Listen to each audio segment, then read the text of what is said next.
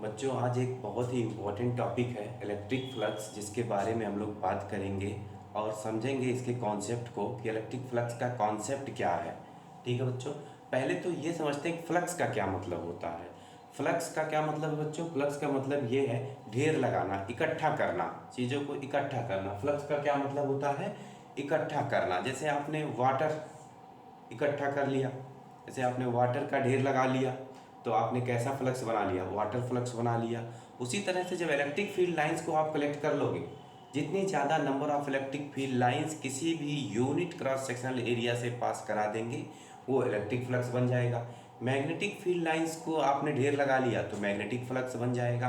तो फ्लक्स की सिंपल सी मीनिंग है कि ढेर लगाना। वाटर का ढेर लगा लिया तो water flux, electric field lines का ढेर लगा लिया तो electric flux, magnetic field lines का ढेर लगा लिया तो मैग्नेटिक फ्लक्स। ये ठीक है। तो इसकी डिफिनीशन देखते हैं, इलेक्ट्रिक फ्लक्स की डिफिनीशन क्या है। ये मैंने इलेक्ट्रिक फ्लक्स की डिफिनीशन लिखा व्हाइट बोर्ड पे, देख ले सभी लोग। The total number of electric field lines passing through the unit of a surface held perpendicularly. एक यूनिट सरफेस जो परपेंडिकुलरली है, उससे जितनी number of electric field lines pass हो जाएंगी वही उसका फ्लक्स होगा। ठीक है बेटा। ये तो आगे इसके, अगर इलेक्ट्रिक फील्ड यूनिफॉर्म है, कांस्टेंट है, तो जो इलेक्ट्रिक फ्लक्स का फार्मूला होता है वो क्या होता है, उसको देखते हैं। If if electric field if electric field is constant, if electric field is constant, then it is given, then it is given by given then it is given by phi is equal to vector E dot vector A, vector E dot vector ये electric flux का formula है। Phi is equal to E dot A, E dot A. अगर हम लोग इसके magnitude की बात करें तो इसको ओपन कर लें अगर हम लोग, तो phi is equal to E A cos theta, E A cos theta. जिस तरह से A dot B is equal to A B cos theta होता है, उसी तरह से E dot A cos theta, ये इसका फार्मूला हो जाता है। ठीक है बेटा। इसमें थीटा क्या है? थीटा के बारे में ज़रा समझते हैं हम लोग। यहाँ पर जो थीटा है, theta is equal to angle between vector E electric field and vector A, इनके बीच का एंगल है थीटा। ठीक है।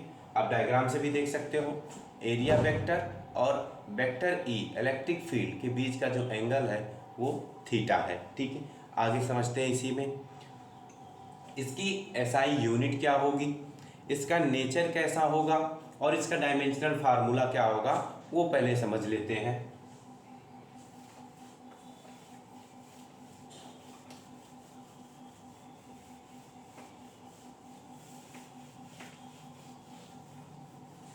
तो एसआई यूनिट फ्लक्स की क्या हो जाएगी? एसआई यूनिट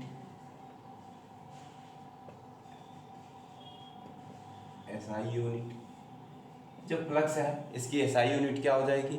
तो फ्लक्स का अभी हम लोग फार्मूला पढ़े। फ्लक्स का फार्मूला क्या है? Phi is equal to E dot A. तो इलेक्ट्रिक फील्ड की यूनिट क्या हो जाएगी? न्यूटन पर कूलॉम। और एरिया की क्या यूनिट हो जाएगी? Metre square. तो इसकी जो एसआई यूनिट हो जाती है न्यूटन मीटर स्क्वायर पर कूलॉम, ये इसकी यूनिट है।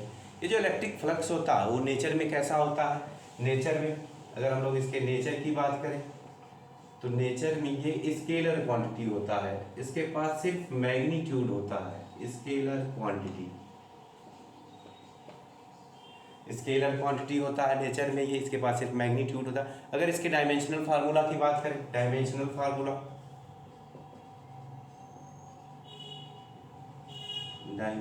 फार्मूला, फाई का फ्लक्स का डायमेंशनल फार्मूला तो कितना हो जाएगा, तो देख ले सभी लोग बेटा, ये है phi is equal to E dot A. तो पहले ई का लिखते हैं डायमेंशन, पहले ई का डायमेंशन लिख लेते हैं। तो बताओ ई इज इक्वल टू, हम लोग क्या पढ़े हैं, एफ बाई क्यू। तो एफ का डायमेंशन क्या हो जाएगा, M L T minus two, force का डायमेंशन, चार्ज का डायमेंशन ए टी, चार्ज का डायमेंशन ए टी। तो ई का डायमेंशन कितना हो जाएगा, M L T minus three A minus one. ये तो इसका हो गया ई का, और साथ में एरिया है, एरिया का डायमेंशन अगर बात करें हम लोग, एरिया के डायमेंशन की बात करें तो कितना हो जाता है L2, ठीक है। तो अगर दोनों का मल्टीप्लाई कर दें, ठीक है, तो फाई का फ्लक्स का डायमेंशन कितना हो जाएगा बच्चों, देखो आप, तो ये हो जाएगा फ्लक्स का dimension M L three T minus three A minus one. ये फ्लक्स का डायमेंशन हो जाएगा, फ्लक्स का डायमेंशन। तो फ्लक्स की SI unit newton metre square पर कूलम, नेचर में कैसा है, स्केलर क्वांटिटी, डायमेंशनल फार्मूला कितना हो जाएगा, M L three T minus three A minus one, इसका डायमेंशनल फार्मूला हो जाएगा।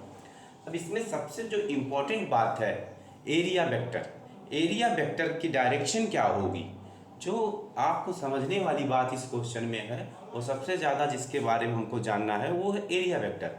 एरिया वेक्टर की डायरेक्शन क्या होगी उसके बारे में हम लोग देखते हैं। Direction of area vector,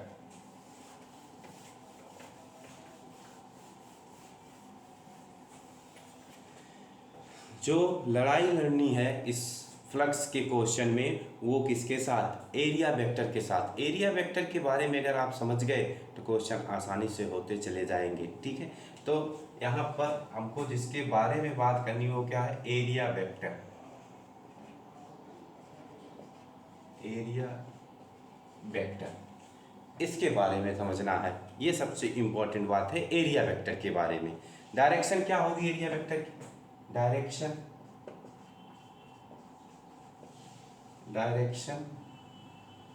of area vector,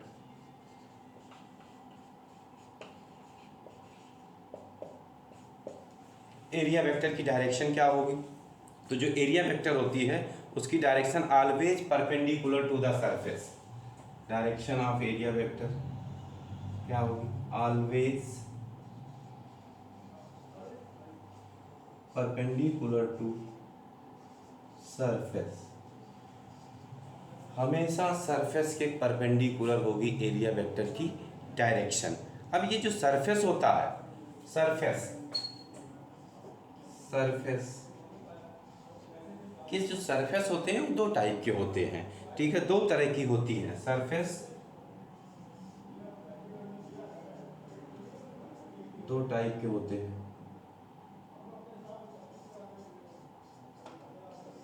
surface दो टाइप के होते हैं, ठीक है। एक होता है ओपन सरफेस और दूसरा होता है क्लोज सरफेस। क्लोज सरफेस, एक है ओपन सरफेस, दूसरा है क्लोज सरफेस। ओपन सरफेस, जैसे ओपन सरफेस का एग्जांपल में अगर हम लोग देखें, स्क्वायर है, सर्कल है, डिस्क है, रेक्टेंगल है, ये क्लोज सरफेस में एग्जांपल में अगर देखें, क्लोज सरफेस के एग्जांपल अगर देखें हम लोग, क्यूब है, स्फीयर है, सिलेंडर है, क्यूबॉइड है, ये सब क्लोज सरफेस में आ जाते हैं। तो आपको ये है, फिर आप कहोगे कि केडी सर ये क्लोज ओपन क्या है, केडी सर ये क्लोज ओपन क्या है, तो स्क्वायर, रेक्टेंगल, सर्कल ये भी तो चारों तरफ से बंद है, तो ये ओपन और क्लोज का क्या नाटक है। तो सिंपल सी बात है, देखें सभी लोग, क्लोज सरफेस क्या होता है उसके बारे में पहले समझते हैं।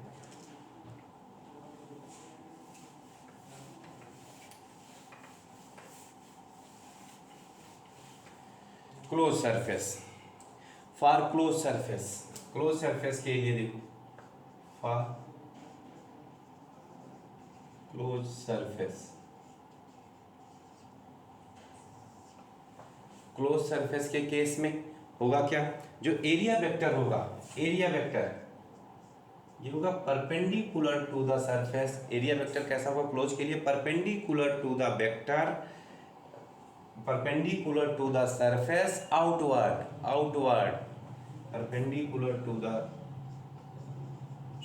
Surface and outward, and outward, perpendicular to the surface and outward. सबसे इंपॉर्टेंट बात है, जैसे अगर हम लोग देखें एग्जाम्पल में ये क्यूब है,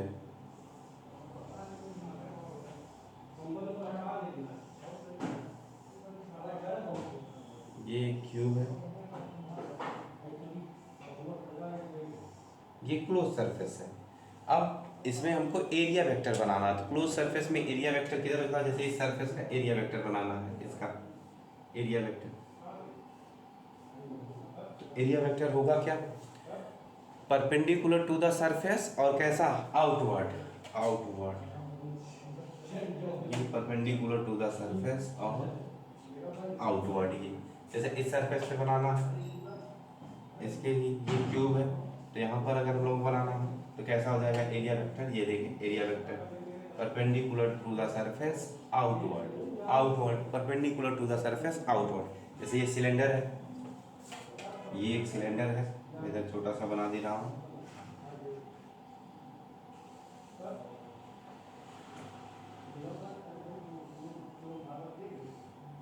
अब ये सिलेंडर कैसा सरफेस होगा, तो सिलेंडर भी क्लोज सरफेस है, तो एरिया वेक्टर कहाँ पे होगी, तो जो एरिया वेक्टर होगी वो कहाँ पे होगी, perpendicular to the surface outward. जैसे यहाँ पर इसके लिए बनाना एरिया वेक्टर, एरिया वेक्टर कहाँ पर होगा, ये आउटवर्ड, कर्व सरफेस के लिए कहाँ होगा, आउटवर्ड, इस सरफेस के लिए अगर एरिया वेक्टर बनाना है तो हमेशा कहाँ होगा, आउटवर्ड। जी, तो जो क्लोज सरफेस होते हैं उसमें एरिया वेक्टर सरफेस के परपेंडिकुलर तो होती ही होती है, साथ में ये भी होती है कि आउटवर्ड, बाहर की तरफ होगी हमेशा। ओपन सरफेस मैक्सिमम न्यूमेरिकल जो है, मैक्सिमम न्यूमेरिकल जो मिलेंगे वो क्लोज सरफेस से ही मिलेगा आपको, ठीक। For open surface, open surface के लिए एरिया वेक्टर देख लेते हैं, ओपन सरफेस के लिए कैसा होगा,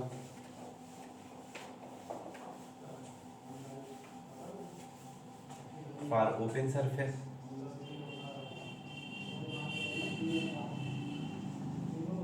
ओपन सरफेस, ओपन सरफेस के लिए एरिया वेक्टर का क्या रोल होगा, तो area vector perpendicular to the surface होगी, एरिया वेक्टर ये कैसा होगा, perpendicular to the surface, perpendicular to the surface, और बोथ साइड, दोनों साइड करेक्ट होंगे, both side correct, both side correct. Open surface में आप एरिया वेक्टर सरफेस के परपेंडिकुलर दोनों साइड बना सकते हो। जैसे मैंने ये एक ले लिया, रेक्टेंगुलर सीट ले लिया, ये एक रेक्टेंगुलर सीट है, ठीक है। अब ये रेक्टेंगुलर सीट है तो ये कैसा सरफेस है, ओपन सरफेस है। अब इसमें एरिया वेक्टर दोनों तरफ बना सकते हो आप, एरिया वेक्टर दोनों साइड बना सकते हो, इस तरफ भी एरिया वेक्टर बना सकते हैं और इधर भी एरिया वेक्टर बना सकते हैं, ये एरिया वेक्टर इस साइड भी बना सकते हैं, एरिया वेक्टर दोनों साइड हो जाएगा इसमें। तो रेक्टेंगल है, दोनों एरिया वेक्टर सही है, दोनों एरिया वेक्टर सही है, ये भी। जैसे ये एक सर्कल है, सर्कल है तो इसमें भी एरिया वेक्टर दोनों साइड बना सकते हैं, ये एरिया वेक्टर, ये एरिया वेक्टर, ये बना सकते हैं दोनों साइड, सर्कल है दोनों सही है। क्योंकि इसमें आउटवर्ड डिफाइन नहीं होता, ओपन सरफेस में जो आउटवर्ड है वो डिफाइन नहीं होता है। ओपन सरफेस में कोई भी डायरेक्शन आप ले सकते हैं और पूरे क्वेश्चन को सॉल्व कर सकते हैं, आंसर गलत नहीं होगा। ये फ्लक्स के कॉन्सेप्ट थे पूरे। अब इस पर हम लोग कम से कम 6 न्यूमेरिकल करेंगे तो ये बातें और भी ज़्यादा क्लियर हो जाएंगी, फ्लक्स का पूरा कॉन्सेप्ट क्लियर हो जाएगा जब इस पर हम लोग न्यूमेरिकल कर लेंगे। ओके बेटा, ठीक है। तो अब आगे न्यूमेरिकल देखते हैं। Numerical number first,